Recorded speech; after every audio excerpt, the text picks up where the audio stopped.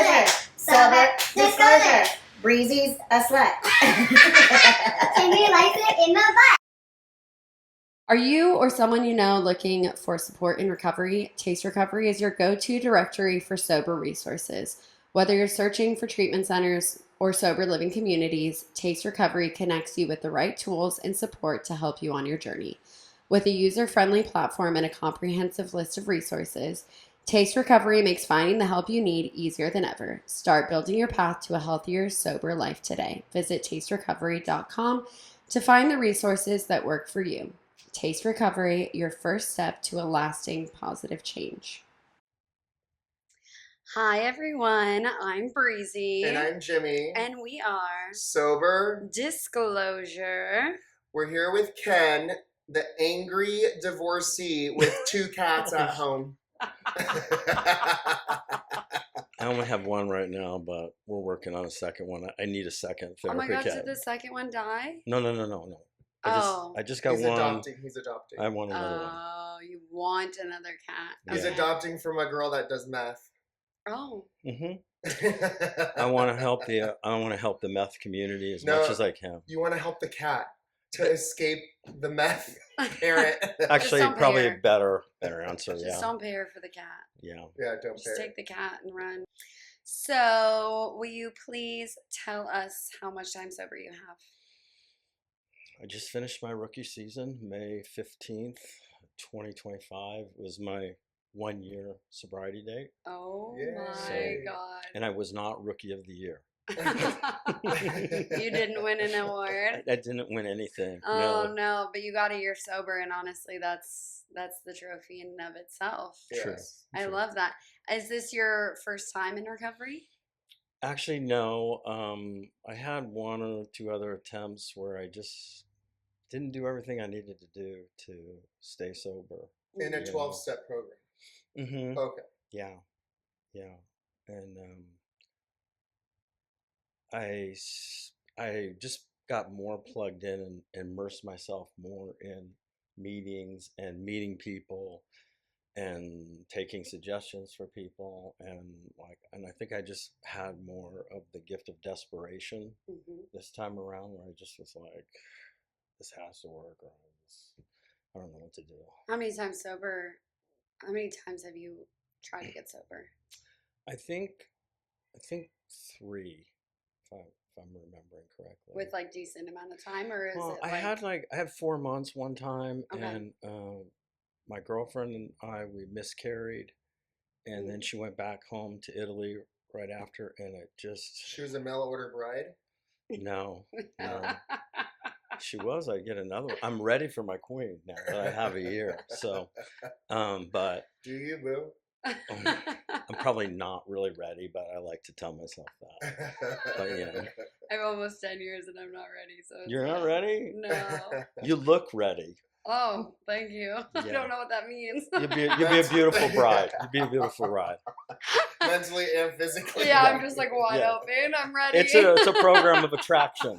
Yeah. It's a program of attraction. She does sit like this sometimes. Okay. I know. I don't even. I haven't seen that, and I've studied every podcast episode thoroughly. So. Yeah. So this is actually our #1 fan, besides AJ's mom. Besides AJ's mom from Armadillo, Texas. Yep. How did you discover our podcast? So Jimmy just mentioned it in a Friday night thing one time, and I've always loved podcasts. I like conversations with, well, not in my case, but interesting people, good conversation. And I asked him, like, what are you doing a podcast? What are you doing? It's going to be on sobriety. And I'm like, oh, so cool. And he's like, yeah, when you get a year, you can come and be a guest. And I was like, wow. So I was like really excited. That's and I was why you got a year. I got a year because of that. I mean, after this, I'm going to go do fentanyl. Yes. But yeah. As you should. Yeah. Pop off. Celebrate. Okay, so you have been listening to our podcast, and do you feel like what is it that our listeners are getting out of our podcast? This is a cool to be able to talk about it. One of the things I love about coming into the rooms, or whatever you want to call it, is all our stories are different, but they're also all the same. And so the experiences that people have are very similar. Like, and the thing that you guys seem to bring up all the time that was so relevant to me was like relationships and sobriety. And like, you really should not have a relationship your first year of sobriety. It's emotionally, it's too much for you. Yeah. And it's also like a huge like yearning to like, oh, I want to find another person that will just like help me get through this, Yeah. make me feel better about myself, all that kind of stuff. And And if, even though people suggest that it's not a good idea, you do it anyway. No, and you did. I mean, I was involved with somebody kind of like off and on throughout the whole thing, but Yeah. And I'll tell you, like, as I was becoming more sober and more involved in my program, I felt myself becoming more attractive to this other person Yeah. because sobriety is kind of sexy, you know, like mental health is sexy. Yeah. Not that I'm sexy, Totally. but you know what I mean? Like, No, I absolutely understand what you're saying. Yeah. You can feel like, you know how when you're sitting in the rooms, people say like, oh, I love watching the light go off in people's eyes. You can feel it in yourself too, where all of a sudden it's like, oh shit, I am getting a little quicker and a little more spiritual, and I feel like what I'm saying is making sense and people like what I'm saying, and all of a sudden now people are like, wow, I loved that share, and then your ego starts getting a little inflated. It's very that's honestly probably why people get in relationships in that first year. All of a sudden people are watching you and they're listening and they're validating you like never before. Yeah. And now I wish, like, I get that, like, a little bit of insight, and I wish my growth was like this, but it's kind of like, this, and I guess it probably was real bumpy. It probably smooths out a little bit. Dude. It's really great to have someone sitting next to you that's like seeing you at your most vulnerable, shitty Dude, when self. Ken shares, sometimes I'm like, shut the fuck up, Ken. Like, Ken, just stop talking. Why? And just listen. Because, you know, we're telling him things and he's not listening. He's just always has an excuse. A counter argument. A counter argument for something else. You can't just say, okay. Or you have him write something and literally he does like a 3-page, and I'm not joking, a 3-page essay. Yeah. I'm like, dude, it was only supposed to be a couple sentences. But he's like quoting authors and all this shit. I don't know about that. I don't know what he's talking about. What? You not quote an author? I don't remember. Oh, you did. Okay. If he says I did, I probably And I'm did. like, dude, it's not that deep. Wow. But it is, you know what I mean? Yeah, it's our life. I get it.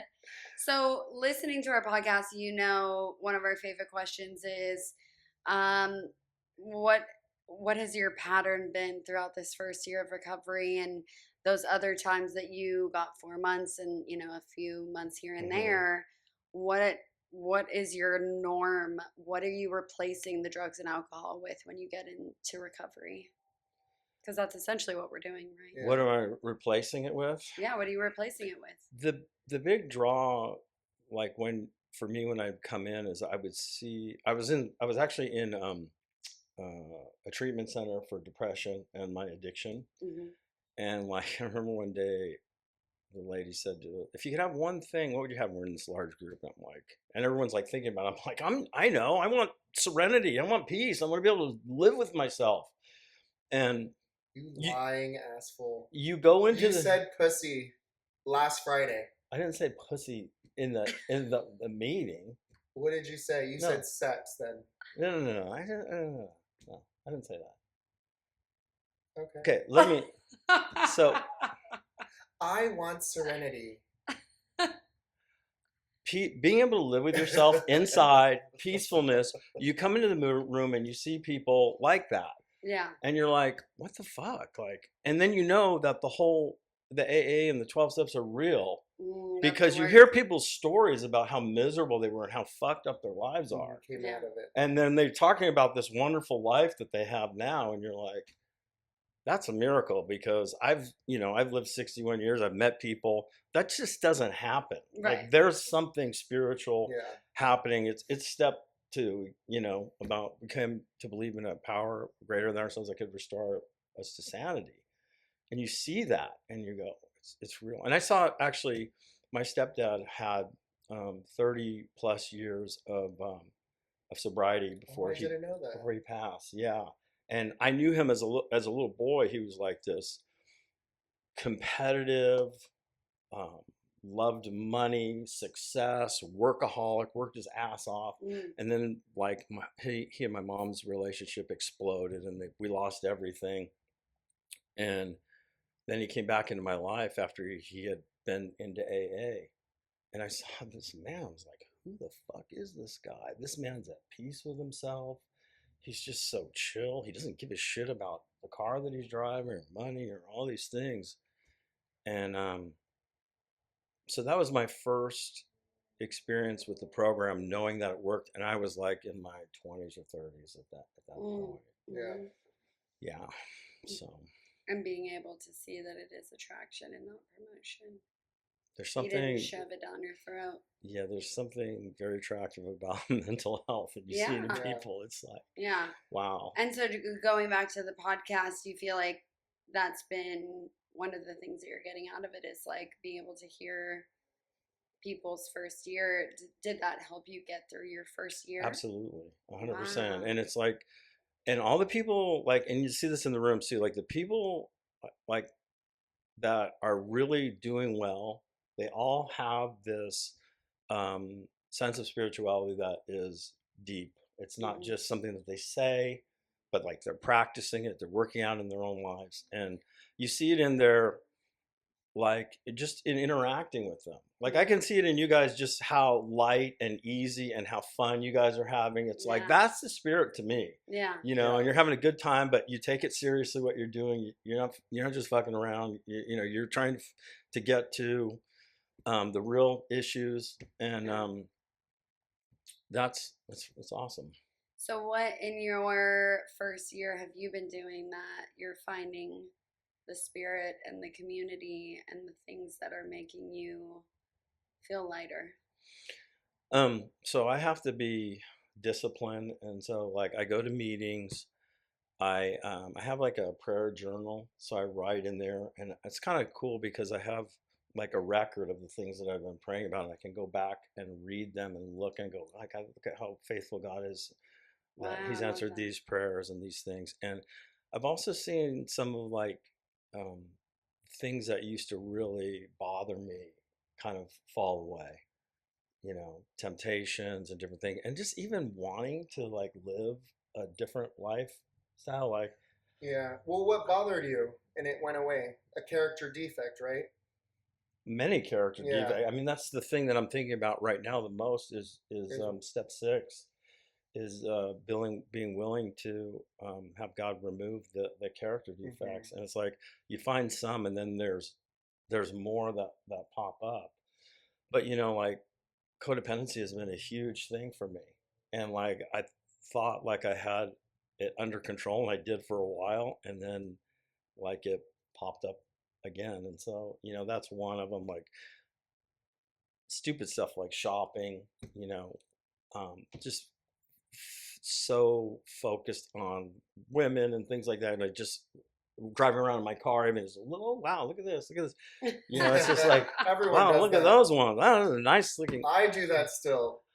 With women, even with men. Oh, sorry. Okay. Men. But going back to the patterns that Breezy was asking you, now by doing the work, you said all that stuff. What do you think you fall back on that turns into almost like an addiction, in a sense? I mean, you kind of said it. Do you think you had the same pattern when you got sober before? Which what you just said, relationships, you know, trying to seek out validation with women and stuff like that. So you see that as a pattern when you before and now in your first year. Right. And like even getting to the point where I can just say, like, God, like, please help me to drop this. Help me get rid of this codependency. Help me stop this longing. Help me to put my life in the right perspective, where, because I was really like, kind of like idol worshiping. I used to say, like, the girl that I loved so much, it was like the sun and the moon sat on her beautiful ass, is what I used to say, you know, and it was like a sunset. And it's just like, it's just so wrong to put that kind of thing in another person. 2 mountains, sunset. I've never heard that before, dude. You are for sure in it, for sure. You're picturing sunsets on women's asses. Yeah. It's terrible. I love it. Yeah. Also, what I want to bring up too is what Breezy has said before, and I agree with, is even though the suggestion is it's best not to, you did anyway this time, right? Because you said you were in the relationship, but then you had to kind of go through that and stay sober with us through it, and you talked about it. Mm-hmm. You know, you said what bothered you, and now you kind of actually let go about it a little bit. Even But like, you had to go through it, even though Yeah. we were like, it's not a good idea. You did it anyway, which is good because now you had a spiritual awakening or experience of thinking, I don't need to be in that relationship. If it comes, it comes. Yeah, and that was something I never imagined that I could ever even let go for a little bit. And so to have a little victory of like not being together and it just not absolutely destroying me. Yeah. Because my whole sense of self, like she was the last good thing that was in my life before I came into the doors. You know, I'd lost everything that was important. Everything was good. So And you had been dating this woman before you got sober? Yes. Okay. Yeah. Okay. So then people in the rooms were telling you not to be with her? No, not necessarily, but I'm just trying to understand because obviously I don't know what the situation is, and if I can't follow, then other people aren't following it. So what? So it's hard to explain, but like we've had kind of a weird relationship where we're very close friends, not together, but then we wind up hanging out and being together, like doing couple type things, and then not Sexual relations. You might say that. Yeah. So because you walked into it and it was up and down, and because he was the codependent type, without him realizing that in the beginning, we all said maybe it's good to kind of step back a little bit and then go reconnect. But he just kept going, which his choice, which is good, and then he realized on his own that she wasn't good for him. Yeah, I mean, that was the first time ever recently is the first time I ever thought, like, I'm just tired of this. You know, I really love this person. I care about this person. Yeah. I could see myself with this person. But it's like, I'm just tired of the back and forth. And I also learned something about, like, attachment styles that was very helpful. I don't know if you ever... Oh, tell us about it. Yeah, I love attachment styles. Okay, so, you know, I'm basically... You probably could guess this if you know anything about it, but... anxiously attached. Thank you. Well done. You were trained well. I am a therapist. Okay. I'm just kidding. And I basically am, though. And then that probably she is. And avoidant.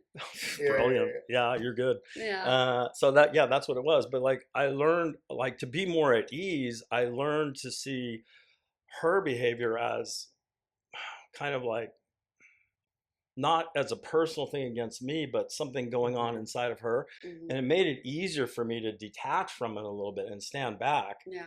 And so that was super helpful. But like I'm at the point now where it's just like, it's too long to go on. And I'm not respecting myself. I'm not taking good care of myself by just continuing in this pattern, because this could just go on forever. Yeah, and you'd probably be fine. And I would never have all my needs met. I'm always like a convenient thing, and fucked up, insecure, neurotic, and emotional. Oh, thank you. That's what you meant.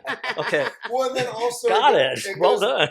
It goes back to, if you don't make small changes as you know what you know, then you're going to be stuck in the same routine, sober or not. Yeah. You know? Yeah, and I think that especially hearing a little bit about your story, it seems like to me you're just finding yourself and you're starting to love yourself. And I think for myself, when I start loving myself, I make different choices. Mm-hmm. So. Yeah, and like, God, the concept of loving myself is like, I just want to get to self-acceptance. You know what I mean? I'll get to self-acceptance, and then that next one, that'd be wonderful. That'd be great. That is loving yourself. Self-acceptance. Yeah. Okay. Can you tell us things that you love about yourself? Hmm? Can you tell us things that you love about yourself? Oh God, that's a really hard thing to do because I feel like I'm like bragging and No, do being it. arrogant. It can't be your penis.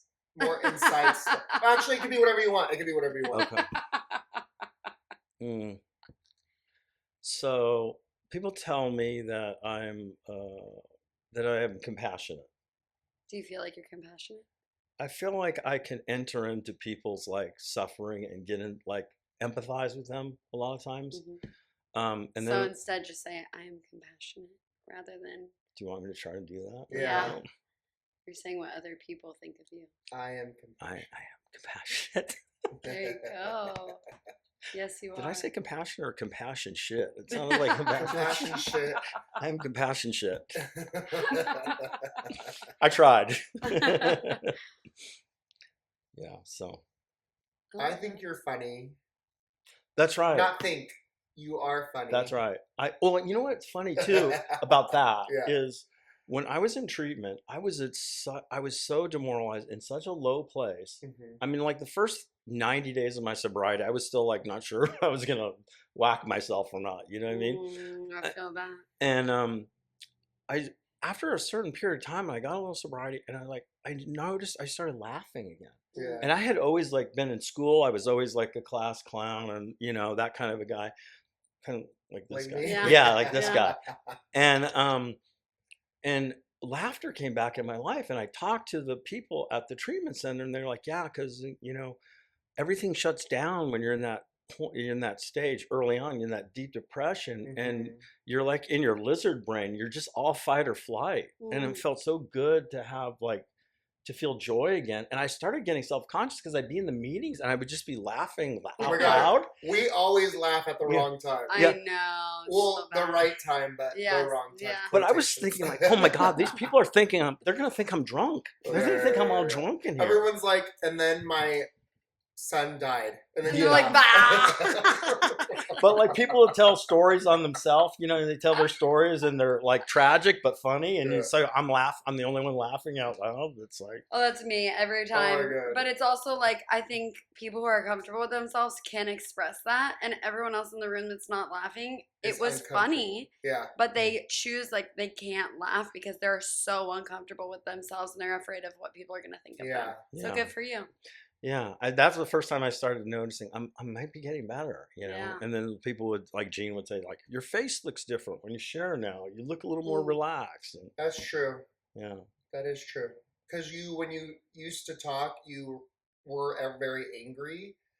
And when someone would tell him, he would literally like jump down someone's throat. And now he shares and takes it in and smiles and laughs. If someone says a joke, he doesn't think they're after him. You know what's scary is like I had no idea how angry I was until I got sober. Yeah. And like there were several times where Did you find out what you were angry about? It's anger to me is like what I've been told is it's a secondary emotion. So it's always underneath it, it's pain. Right? So like and as men, it's easy to be angry. Like that's what tough guys do is they get angry. Yeah. They don't cry.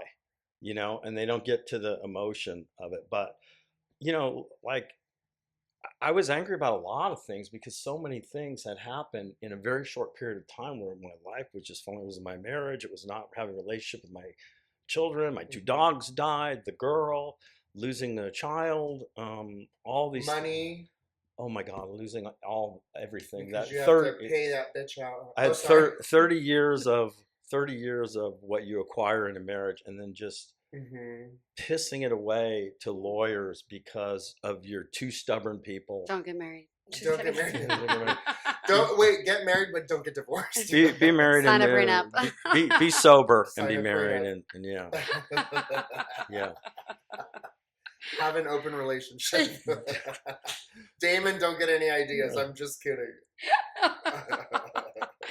You don't get healthier, folks. Yeah. You do. Marry rich. Yeah. Marry rich. Amen. Okay, so how do you feel like your anger has been dissipating?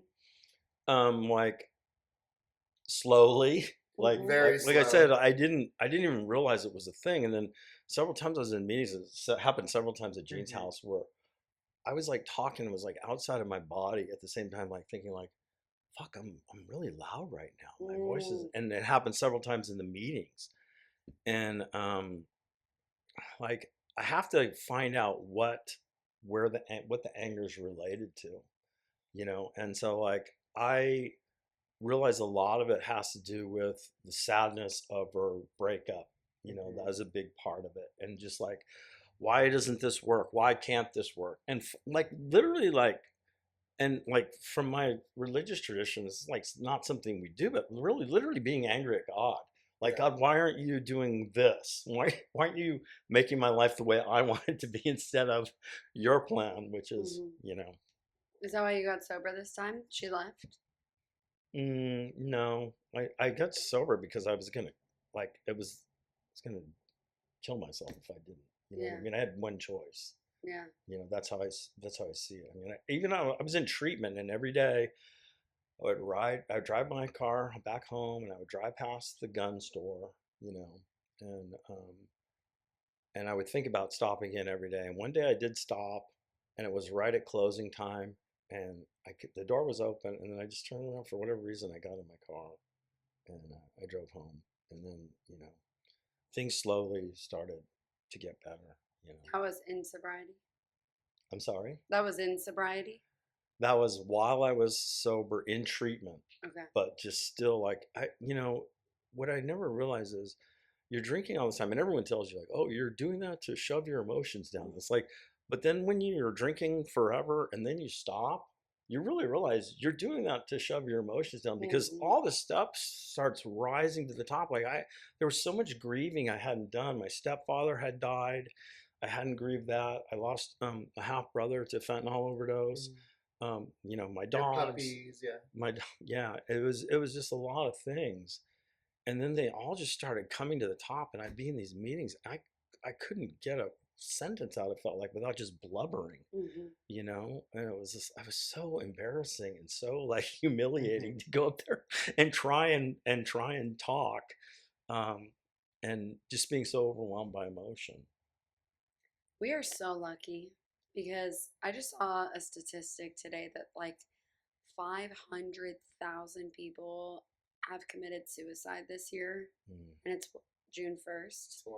That's so many people. And like the fact that we as alcoholics get to go to a room and share our emotions and like literally just get it out and word vomit on the floor and cry and get it out to where we can go home and not feel like we need to go kill ourselves. Like, man, I don't take that for granted at all. It's a weird thing that we do. Like, we have, you know, these people, like, you know them kind of like peripherally in your life, and they know all of your darkest secrets, and they've heard all your, which you don't even maybe tell to your friends or your family. Yeah. But then these people, they know everything. But that's kind of the beauty of it too, is being connected to a meeting and rooting for, you know, I know your story now, and I'm rooting for him and Damon, and I know about their marriage. It's like, it feels really good. I'm rooting for you too. Thank you. I appreciate that.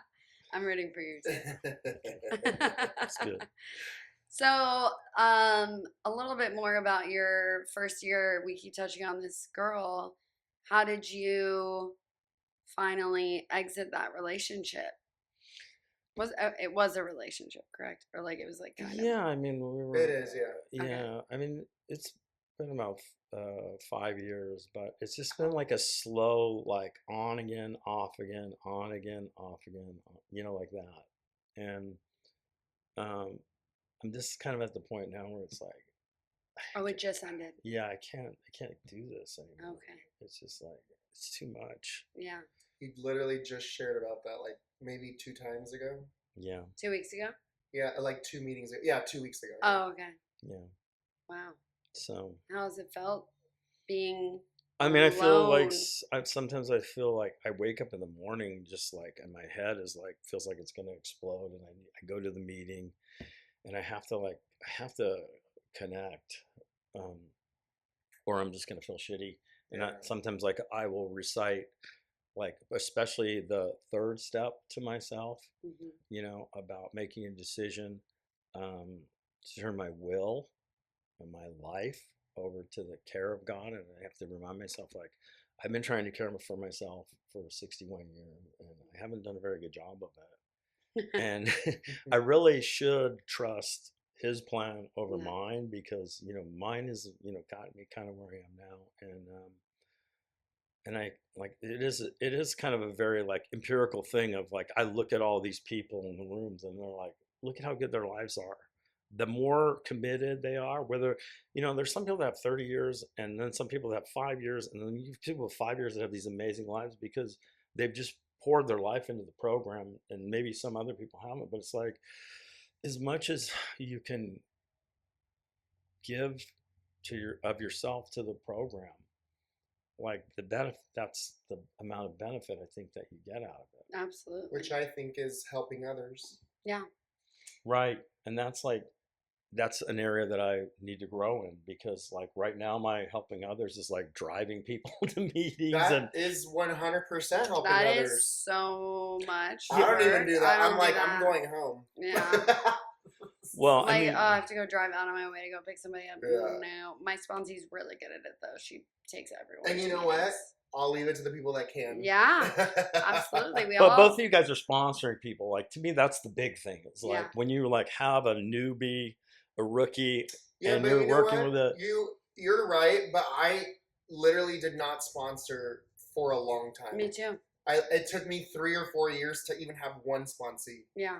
I don't think people really talk about that. Which actually, now that we've been on this podcast and we've talked to people, I think that's so good, because so many people, they talk about how they just jump in because they think, oh, I have to do this. But then they're like, I didn't even have a relationship with a higher power. I didn't understand the whole point of the program was to connect another person to a higher power. Mm-hmm. And so if I don't have a higher power, what the fuck am I doing sponsoring somebody else?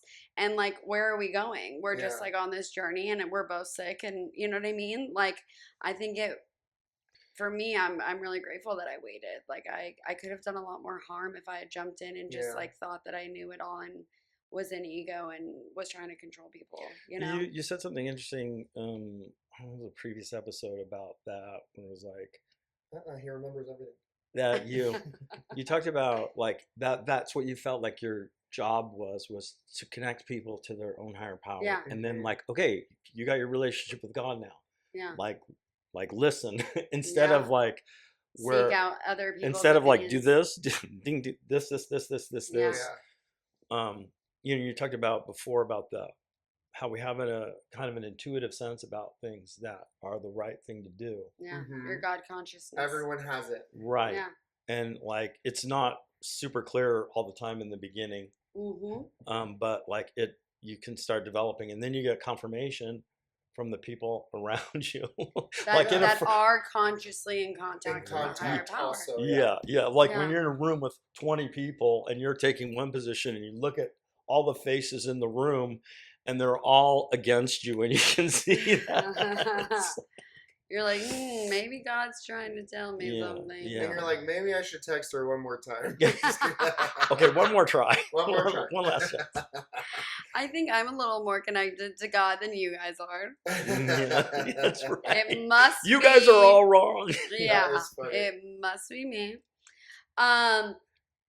If you had written a list about all the things that you wanted in your first year of sobriety when you first came in, how many of the things would have come true?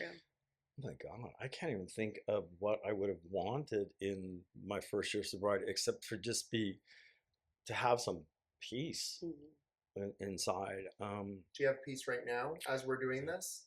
Right. Yes. Yeah, I do. So you could check that off. Yeah, but I mean that's a moving target though. You know what I mean? Because I get it. I take my will back. I'm going to tell you something. It's a moving target for everybody. Okay. It's just how you get through it will be quicker than holding on to it. Totally. Yeah. So you have peace. Yeah. And you're learning how to maneuver through it.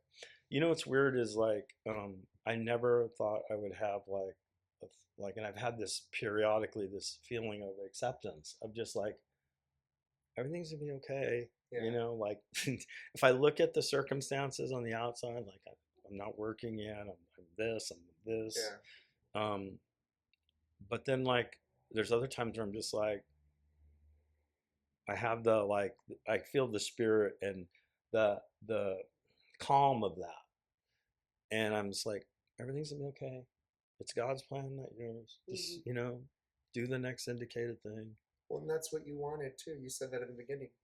That's one of them. The most important one of the 10. The most important thing to me is like just being at peace with yourself. Yeah. Because like, I mean, instead of constantly fighting. Yeah, I mean, you can have all the money in the world you want, and be a miserable person. I've seen people with money that are miserable. Yeah.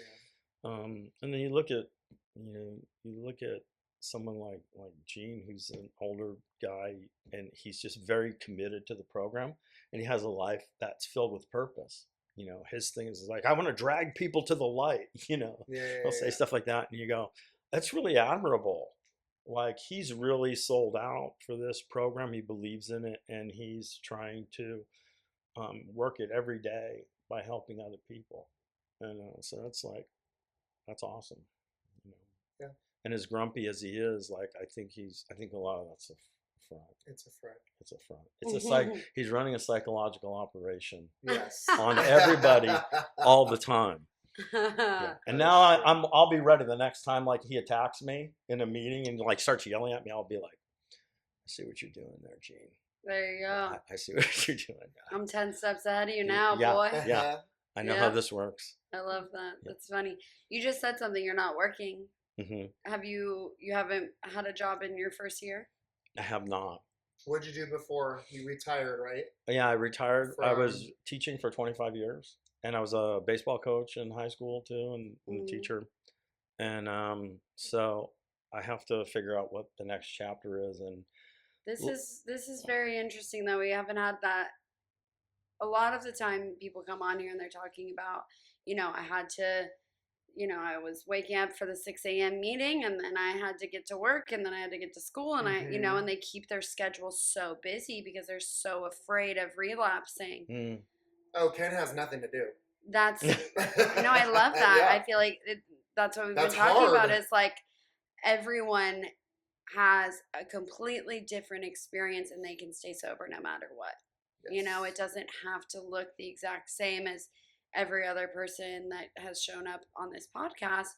What do you feel like that was like a conscious choice of like, because one of my sponsees is actually doing that right now. She's like, I don't want to get a job. All I want to do is focus on my recovery. Like, she has the ability to do so right now. And like, what was that decision? How did you Part come of up it was with that? like, I wanted to just immerse myself in program, be available to meetings. Like, I look at people that are working all the time and then they can't make meetings and go, wow, how do you stay sober? Yeah. You're nose to the grindstone all day long. Yeah. It's exhausting. And then you want to come home and collapse. And how do you do that? Yeah. So, that's part of it. But I do need to go back to work. It's just, I have to figure out something that I want to do. And like, I was a teacher for a long time, and that felt good because I felt like I'm doing something that has value with purpose. And so like, I can't see myself taking like a get well job or something like that, where I feel like I need to be doing something where I'm having an impact on people in a positive way. The scary thing is I'm 61 years old. I have no idea what that is. If anyone has any ideas and they're listening, please message Ken. Internet, help me. He doesn't like the internet. He's waiting for it to die down. Yeah. That was so funny. Waiting for it to blow over. Yeah, we don't like it. It's a fad. Yeah, fuck the internet. So what do your days look like then? How are you able to sit with yourself and not drink and use? So I start off in the morning with a meeting, and then every day. Wow. There's an 8:30 meeting in Fountain Valley where I live. The Lano Club? Yeah, and that became my home meeting. Like, I felt like, wow, I like these people. I know them. They're my people. This is kind of like my family. Yeah. And then I go to meetings on Thursday afternoon. There's a study. Wednesday night there's a study, and Friday is kind of the big one. That's where I met Jimmy. And then just between, like, in the daytime, I do my errands around the house. I do my shopping. I take care of my cat. I work out. I walk. Do those kinds of things. I drive people around sometimes, and sometimes I play golf if I'm feeling, if my back is allowed me to do that. So yeah. So you're at peace. It sounds very peaceful. It's nice. It's nice. Like I could, if I knew I was going to be retired the rest of my life, I would definitely create more kind of structure. Whereas like I would need to do that, and I'm still working through like my steps, and I have different things with court that are always there, things with doctors that are, a thing too. But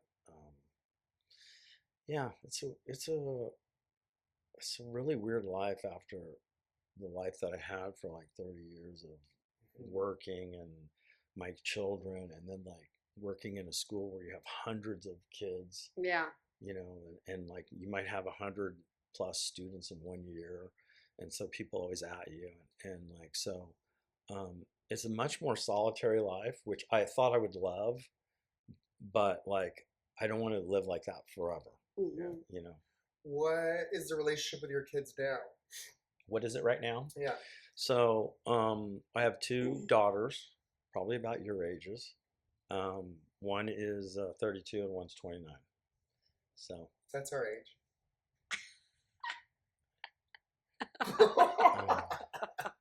Close. It's close to our age. Close enough.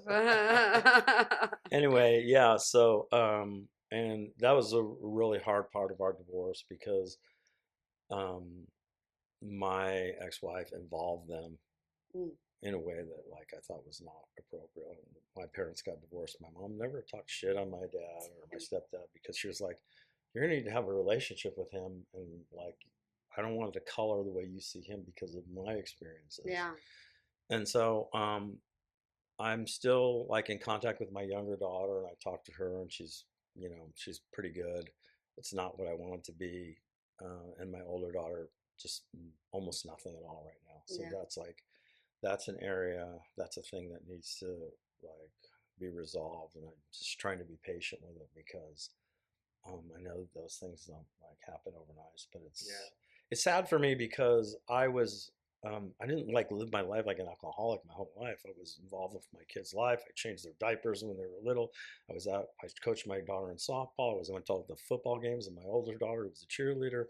I was always involved. And then like when we split, it just was horrible. It was absolutely horrible. And a lot of that was my behavior in the time that we were broken up. But like it didn't need to be as bad as it is. Yeah. Well, I'm sure she'll see the change in you the longer you stay sober. It's the gift of the program. It is, and it's Attraction. like, yeah, and it's like the thing is like we know that we've changed. Yeah. In like some period of time, but it's like people are skeptical, and they have the right to be skeptical because people relapse all the time, and like people change for a little while all the time, and they go back. And I mean, like they don't see that there's the miracle of the program that we see by going in the rooms and talking to people. And it's like, and even still, like, out of the people that I came in with in that first year, maybe half of them have relapsed or so, so they're already gone. Yeah. It's like, it's when they say it's a simple program, but it's not easy to do. Yeah. It's not easy to do because it takes commitment and like working through your anger, working through your fear. Mm-hmm. It's tough. Yeah. But like, what's the choice? There's no like, well, there is. Go drink, go get fucked up, fucking kill yourself. It's like that's it. Yeah. That's it. So you gotta kind of like you gotta work the program. Yeah, absolutely. So, final question for those people who are trying to achieve what you just achieved and think that it's absolutely incredibly impossible and that you're full of shit. There's no way you actually just got a year. To all those people that are angry with sticks up their ass. Yeah. What's your advice? Speak to that Who person. Who am I speaking to? People like you. Okay. Angry douchebags. Okay. It's kind of the way I've always thought about myself, as an angry douchebag. No. He knows he's not. Yeah, you told me I wasn't before. I know. Remember, I'm compassionate. You are. Yes. You are now. I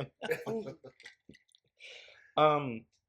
So if I was going to give somebody advice, I would say immerse yourself in the program. And like really the thing that I see over and over again as I look at the book, as I look at the steps, is like it really is a spiritual program. It is about spirituality. And if you don't, like you said something like you need to have a God to sponsor somebody else. It's like you really do, like, because that to me is the central part of the whole thing is your relationship with God. It's the only way that you're going to heal, the only way you're going to get better, the only chance you have to